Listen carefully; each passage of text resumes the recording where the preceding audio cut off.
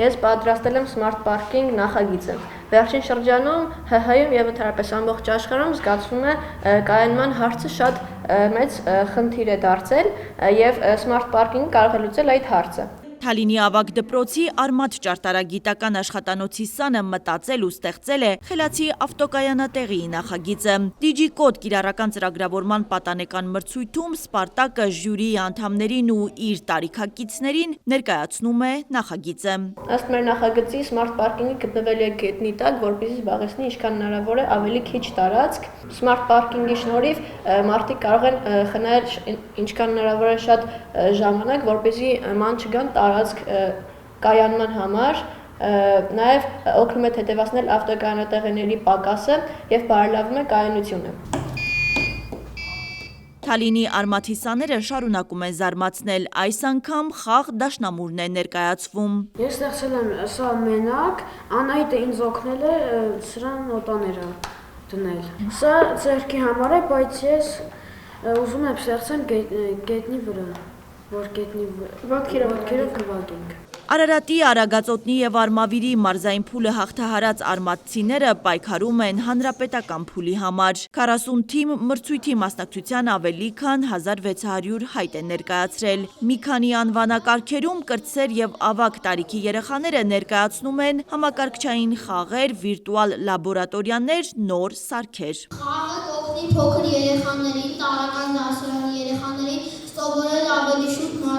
մաթեմատիկա եւ ավելի պարզ։ Առաջատար տեխնոլոգիաների ձեռնարկությունների միությունը 2011-ից իրականացնում է Արմաթ ճարտարագիտական աշխատանոցների ծրագիրը։ Նպատակը Հայաստանում տեխնիկական կրթության հիմքերն ամրապնդելը եւ դպրոցականներին մասնագիտական կողմնորոշման հարցում աջակցելն է։ Ի դեպ, DigiCode մրցույթն անցկացվում է 10-րդ անգամ։ Ընդհանուր Digitech-ի գլխավոր իմաստն այն է, որ մարդկանց խաղ ստեղծողից, երեխաները խաղ խաղացողից դառնան խաղ ստեղծող։ Այսինքն չլինեն սպառող, այլ լինեն հենց արտադրողը ու նաև խրախուսական հատված ունի, քանի որ Արմաթում երեխաները սովորում են այդ սաղ, մրցույթին իրենք իրենց բոլոր իդեաները կարողանում են ցույց տալ մարդկանց, դա համ իրենց ոգևորում նոր իդեաներ գեներացնել ստեղծել, համ մարդկություն տեսնում է, որ նոր սերունդը ինչքան լավն է գալիս։ Ընդհանուր առմամբ տպավորությունով շատ հետաքրքիր է, ես ինքս եղել եմ մրցույթի մասնակից ու հիմա հասկանում եմ, թե ինչքան առաջընթաց են գրանցել երեխաները, ինչքան հետաքրքիր նոր նախագծեր են բերում, ինչը շատ ոգևորող եւ ուրախացնող է։ Արմաթը տարեցտարի աճում ու զարգանում է ու երեխաների ներգրավվածությունը մրցույթում ավելանում է, ինչը կարելի է ասել, որ լավ աշխատանքի ցուցանիշն է։